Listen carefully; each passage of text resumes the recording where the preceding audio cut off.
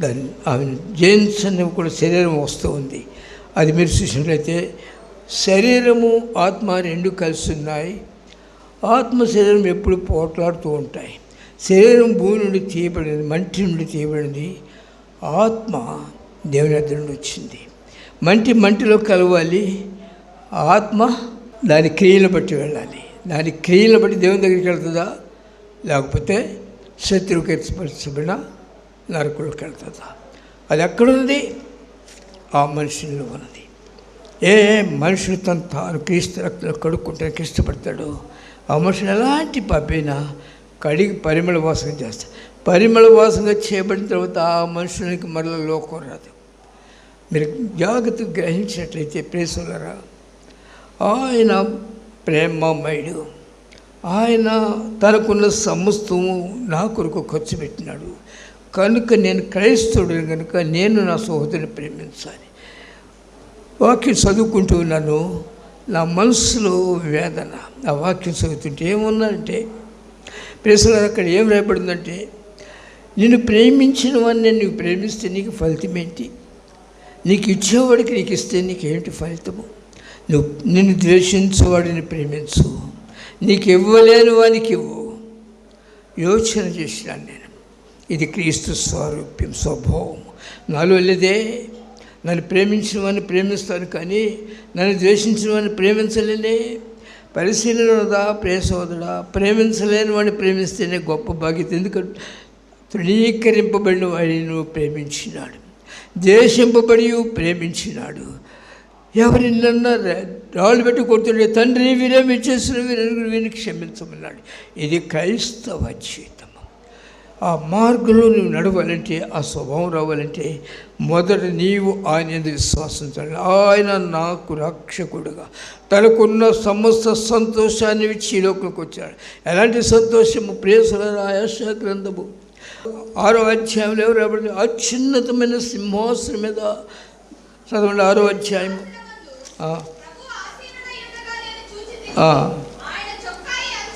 అత్యున్నతమైన సింహాసనం మీద ప్రభువు ఆశీనులైనట్టు చూసినాను.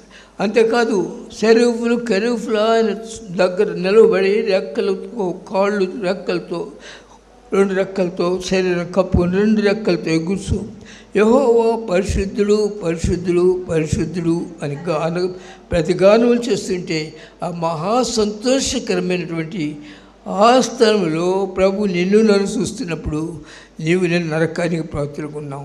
శత్రువు చేత దెమ్మరింపబడి అనేకమైన శ్రమల్లో, శోధనలో ఉన్నాం. అది సహించలేక తండ్రి ఆయన సంతోషాన్ని ఇచ్చి లోకంలోకి వచ్చినాడు. ఆయన నిన్ను రక్షించడానికి ఆయన సంతోషాన్ని ఇచ్చి నీ ఎత్తుకు వచ్చినప్పుడు నేను కూడా ఈ శరీర సంతోషం కొరకు, శరీరంలో క్షయమైన దాని కొరకు మనం ఆశించకూడదు. నూతన పచ్చబడిన వరమై ఆయనతో ఉండాలి, రక్షింపబడాలి. ఆయన నిన్ను ప్రేమించి విడుదల చేసిన తర్వాత ఆ రక్తంలో కడగబడి ఆయన రాజ్యంలో ఉంటూ కొరకు నీవు శుద్ధీకరించుకోవాలి. ప్రేసులరా అంటే అర్థం ఏంటంటే మారు మనసు పొందవలన. మారు మనసు అంటే ఈ సొక్కా తీసి ఇంకొక సొక్కా వేసుకుంటాం కాదు. మనస్సు మారి రూపాంతరంలోకి వెళ్ళవలని రోమిలకు రాస్తూ భక్తుడు పౌలు గారు 12వ అధ్యాయంలో చెబుతున్నాడు. చూడండి, 12వ అధ్యాయం మొదటి నుంచి చదవండి. కాబట్టి సహోదరులారా, పరిశుద్ధమును దేవునికి అనుకూలమైన సజీవ యాగముగా ఏం చేయాలంట? మీ శరీరములను ఆయనకు సమర్పించుకుని ఆయన వాత్సల్యతను బట్టి నిన్ను బ్రతిమలాడుతూ ఉన్నాను. ప్రేసులు ఏమన్నాడు? నీ శరీరమును ఆయనకు సమర్పించు, నిన్ను నీవు ఆయన చేతుల్లో పెట్టుకో, ఆయన కొరకు నువ్వు జీవించు, బ్రతుకు. దేవుని స్వభావంలో కుమారి, దేవుని తోటలో నువ్వు పనిచేయాలని, దేవునికి నువ్వు ఒక మంచి సాక్షిగా బ్రతుకుచ్చు. నీ పట్ల దేవుడు చేసిన ప్రతి కార్యమును అనేకులకు ప్రకటించాలని ఆయన నన్ను మరణము నుండి విడిపించాడు. అంటే నిత్య నరకము నుండి విడిపించాడు. పాపము నుండి విడుదల చేసి పాపమును కడిగి పవిత్ర పచ్చుడు కొరకు ఆయన నా కొరకు తను తాను అప్పగించుకున్నాడని గ్రహింపు మనకున్నట్లయితే మనం ఆయన విషయం ముందుకు సాగలేము. ఆయన నా రక్షకుడు, నా కొరకు కుమారుడు పంపించిన తండ్రి. విశ్వాసం నీకుంటే ఏమన్నా తెలుస్తున్నా, దేవుడు లోకమునెంతో ప్రేమించను కాగా తన అద్వితీయ కుమారుని చదవండి, తన అద్వితీయ కుమారుగా పుట్టిన వాని విశ్వాసముంచు ప్రతి వాడును నశింపక నిత్య జీవము పొందాడు. విశ్వాసం ఉంచినప్పుడు నిత్య జీవం పొందాడు. విశ్వాసం అనేది హృదయములకు సంబంధించింది. నువ్వు నీ దేవునితో ఉన్నప్పుడు అంటుకట్టుపడక. అయితే నీవు నేను చెడిపోయిన వారం పాపులము బాగు చేయటకు వచ్చినారు. ఆయన ఆమెను విడిపించి ఇక మీద పాపం చేద్దాను. దేవుని యొక్క ఉద్దేశము, నేను నిన్ను ప్రేమించినాను, నేను నిన్ను రక్షించినాను, ఇక మీద నీవు లోకంలో ఉండవద్దు, పాపంలో ఉండొద్దు, నా యుద్ధకు నేను నిజమైన ద్రాక్షవల్లిని, నేను నిన్ను జీవింపచేస్తాను, నీలో ఫలింపని ప్రతి తీగ నేను తీసివేస్తాను, ఫలించు తీగ చేస్తాను. నాతో నువ్వు రా, నా వెంబడి నువ్వు నడువు, నా మాట విను, నేను నీకు జీవిస్తాను. దేవుని జీవం నీలోకి రావాలంటే సహోదరా నీవు జీవించాలి. మొదట నువ్వు ఆయనకు అప్పగించుకోవాలి. ప్రేసలో ఆయనకు అప్పగించుకోవాలి. దేవుడు యేసు ప్రభు చెప్పారు, ఉపమాన రీతిగా చెప్పినాడు. నేను చెప్పినట్టు తెలుస్తున్నా, గోధుమ గింజ భూమిలో పడి సావుకుంటే అది ఫలించదు. భూమిలో పడి సావులేను, సస్తేనే అది పెరిగి నూరంతలుగా ఫలితాలు ఇస్తుంది. అలాగా క్రైస్తవుడు శారీర విషయంలో చనిపోవాలి, శరీర ఆకర్షణలో చనిపోవాలి, లోకములో ఉన్న క్షయమైపోయే దాని విషయంలో చనిపోవాలి. వాటిని నువ్వు ప్రేమించకూడదు. లోకము నీది కాదు, లోకం నిన్నొక యాత్రికులు దేవుడు ఇక్కడ పెట్టినాడు. ఎందుకు తెలుసు, నశించుతున్న అనేక ఆత్మలు దేవుని ఎందుకు నడిపించడానికి ఓ మంచి ద్రాక్షవల్లిగా ఉండాలి ఆయన కోరుకుని నీ కొరకు తను తాను అర్పించుకున్నాడు. నేను పరిమళ వాసన చేసినాడు. పరిమళ వాసనగా ఉన్న ఆ పువ్వు చూడండి, మీరు ఏదైనా తీసుకోండి, మల్లె పువ్వు తీసుకోండి, ఇంకా లేకపోతే సనజాజి తీసుకోండి. మా ఇంటి దగ్గర ఒక లేదు, ఇప్పుడు చనిపోయింది ఆ చెట్టు, ఆ బత్తాయి చెట్టు ఉండేది. అదే అక్కడ కాయ కాసే సమయంలో పూత పూసేది. మేము ఇంట్లో ఉన్నా సరే మంచి సువాసన వచ్చేది, హాయిగా ఉండేది, ప్రాణానికి వెళ్ళమని తెప్పరినట్టుండేది. అలాంటి సువాసనలు ఉన్నప్పుడు అనేకులు నువ్వు హృదయంలో తెప్పరిలా చేస్తావు, అనేకులు నిన్ను బట్టి సంతోషపడతారు, అనేకులు దేవునిలో ఉన్న గొప్ప జీవాన్ని పొందడానికి నీ ఎద్దుకు వస్తారు. నిన్ను అందుకు చేసినాడు పరిమళ వాసనగా, అంతేగాని మళ్ళీ వెళ్ళి లోకంలో తిరగటానికి కాదు. ఇక మీద పాపం చేయొద్దు అంటే రక్షింపబడినా అని చెప్పుకొని నువ్వు పాపం చేయదు. పాపం అంటే వ్యభిచార, దొంగ, తాగుబోతా కానే కాదు. మేలైన దాన్ని చేయలేగి అలాగ చేయకపోవటం పాపము, దేవుని సన్నిధిలో మొరపెట్టకపోవటము పాపము, దేవుని సన్నిధిలో అంగలార్చలేకపోవటం పాపము. నీ జీవితాన్ని ఆయన చేతిలో పెట్టి ఆయన స్వభావం నీకు వచ్చే వరకు కన్నీరు కాచు ఆయన సన్నిధిలో ప్రార్థన చేస్తూ మొరపెట్టి బ్రతకలేకపోవటం పాపం. ఆ పాపం నువ్వు జయించాలంటే దేవుని యొక్క పాదాలే తప్ప ఇంకెక్కడ నీకు జయం రాదు. ప్రియ సోదరులా, ఎంతమంది రక్షింపబడినాం, రక్షణ ఉచిత కృప, దాన్ని ఎంతమంది కాపాడుకున్నాం. మాతో ఎకరాల ఆస్తి ఉంది, అందరికి పంచిపెట్టిన మా నాన్నగారికి ఒక 20 ఎకరాలు అట్టు పెట్టాడు. ఆ 20 ఎకరాలు పోగొట్టి 4 ఎకరాలు అట్టు పెట్టాడు. సరే, నేను 4 ఎకరాలు అట్టు పెట్టాను అనుకోండి, పోగొడితే అడుక్కు తినాలి. తండ్రి రక్షణ సిద్ధపరిచాడు, కాపాడుకుంటున్నావా? ఇక మీద పాపం వచ్చేది. నువ్వు క్రైస్తవుడై నువ్వు నీలో క్రైస్తవత్వం రావాలి. అందుకే దేవుని వాక్యంలో ఉన్నది ఏమన్నా తెలుసునా, లేరికాయలు మొండల చెట్టు మొండల ఫలం ఫలిస్తుంది, ద్రాక్ష చెట్టు ద్రాక్ష ఫలాలు ఫలిస్తుంది. కానీ మొండల చెట్టును ద్రాక్షకాయలు ఎవరు లేవు, ద్రాక్ష చెట్టున మొండలకాయలు కనపడవు. క్రైస్తవుల్లో కోపము, ప్రేమహీనత, అసూయ, ద్వేషము, ధనాపేక్ష, లోకాశ, లోకాకృష్ణ క్రైస్తువుల్లో ఉండవు. క్రీస్తులను కలిగిన వల్ల ఉండవు. ఏమిటి తెలుసునా, దేవుడితో ఉండాలి. ఇంతకు మంది కాదు, మనం వెళ్ళాలి. ఎక్కడికి వెళ్ళాలి? నిలువరైన పట్టణం ఒకటి ఉన్నది, అక్కడికి వెళ్ళాలి. అక్కడికి వెళ్ళాలంటే మార్గం వేస్తే ఆయనలోని వెళ్ళాలి. అంటే ఆయన స్వభావం రావాలి. ఎంతమందికి వచ్చింది? ఆ క్రీస్తు స్వరూప్యం ఎంతమందికి వచ్చింది? వాక్యం ధ్యానం చేస్తూ ఉంటే ప్రేసలరా హృదయం బద్దలైపోతూ ఉంటుంది.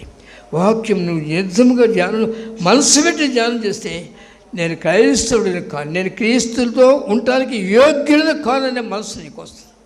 ధ్యానం చేయకునేదో విని పక్కన పెట్టి వెళుతూ ఉంటే నిన్ను మోసం చేసుకుంటావు. కళ్ళు తెరిచినప్పుడు, ఈ లోకాన్ని ముగించి కళ్ళు తెరిచినప్పుడు ఏడుస్తావు. కనుకనే ప్రేసుల శరీరంకి ఎవరు రుణస్థులము కాము. శరీరావసరమైన మనసు దేవుని సంతోషపరచదు. రోమీయులకు రాస్తున్న పత్రిక 8వ అధ్యాయం 5వ వాక్యం అనుకుంటాను, ఒకసారి చూడండి. శరీరానుసారులు శారీర విషయంలో మనస్సునితులు, ఆత్మానుసారులు ఆత్మ విషయం మీద మనస్సునితులు. శరీరానుసార మనస్సు మరణము, ఆత్మానుసార మనస్సు జీవమును సమాధానమైనది.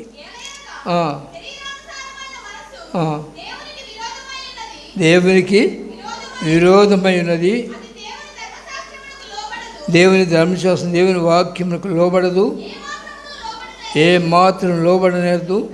కాగా శారీర స్వభావం కలిగిన వారు దేవుని సంతోషపరచుకుని దేవుని ఇంట్లో ఎలా ఉంటావు? వేసోలరా, తండ్రిని సంతోషపరచుకుని తండ్రి ఇంట్లో ఉండగలవా? నువ్వు సంతోషపరచాలంటే శారీర విషయం నుంచి బయటికి రావాలి. శారీర విషయం నుంచి నువ్వు బయటికి రావాలంటే ఒకటే మార్గము, ఆయన సన్నిధిలో ప్రార్థన. నీ జీవితం అంతా ప్రార్థన చేయాలి. ప్రభువైన క్రీస్తు ఈ లోకంలోకి వచ్చినప్పుడు ఆయన ప్రార్థన చేయడం, కొండకు వెళ్ళి తెల్లవారు వరకు ప్రార్థన చేసినాడు, రాత్రి అంతా ప్రార్థన చేసినాడు. నీ శరీరాన్ని జయించాలి, ఆత్మ. ఎందుకంటే శరీరము మంటిలో నుంచి తీయబడింది, మంటి ఆశలు కలిగింది, క్షయమైపోద్ది. ఈ లోకం క్షయమైంది, ఈ శరీరం క్షయమైంది. ఆత్మ దేవుని వద్దకు వెళ్ళాలంటే నీవు క్రీస్తు సన్నిధిలో తండ్రిని అడగాలి, క్రీస్తు నామములో తండ్రిని అడగాలి. తండ్రి, నా జీవితం ఇది, నా రక్షకుడిని యేసు ప్రభువారి స్వభావం నాకు దయచి అని ఏ మనిషి అయితే తగ్గించుకుని ప్రార్థన చేస్తూ ఉంటాడో ఆ మనుషులు క్రీస్తు వారి స్వరూపం వస్తుంది కనుక అతడు క్రైస్తవుడు. క్రైస్తవుడు అంటే అందరూ క్రైస్తవులు కాదు, క్రీస్తుని కలిగిన వాడు క్రైస్తవుడు. క్రీస్తుని కలిగిన వాడు క్రైస్తవుడు అంటే ఒక ప్రక్కన హృదయం దేవునికి ఆలయం కనుక ఒక ప్రక్కన యేసు ప్రభువారిని, ఒక ప్రక్కన లోకాన్ని పెట్టి నేను క్రైస్తవునంటే ప్రేసలరావు సరిపోతుందా? ఒక ప్రక్కన కాదు, హృదయం అంతా దేవునికి ఇవ్వాలి. లేకపోతే ఏమన్నా తెలుస్తున్నా, నా మందిరము సమస్త జనులకు ప్రార్థనా మందిరముగా నీ హృదయాన్ని చేయాలి. ఆ తల్లి జయించలేక వెళ్ళింది, సిమేన్ ఇంటికి వెళ్ళింది. అక్కడ వెళ్ళి ఏడుస్తూ ఉంది, ప్రార్థన చేస్తుంది. ప్రభువా, నేను పాపిని, నేను క్షమింపబట్టి యోగ్యురాలు కాను, అయితే నా శరీరం నా మీద స్వారీ చేస్తుంది. నా పాత స్వభావము, పాత ఆశలు, పాత ఆలోచనలు, పాత స్నేహము, ఆ పాత కంపంతా నాకు జ్ఞాపకం వస్తుంది. నేను జయించలేను ప్రభువా, నా చేత కాదు, నన్ను కనికరించు అని నువ్వు కన్నీటితో నీ జీవితాన్ని ఆయన దగ్గర ఒంటరిగా కూర్చొని ప్రార్థన చేయగలిగితే కనికరము చూపులో స్థిరవంతుడు ఆయన. పేసోలరా, ఆయన చూస్తూ ఉన్నాడు.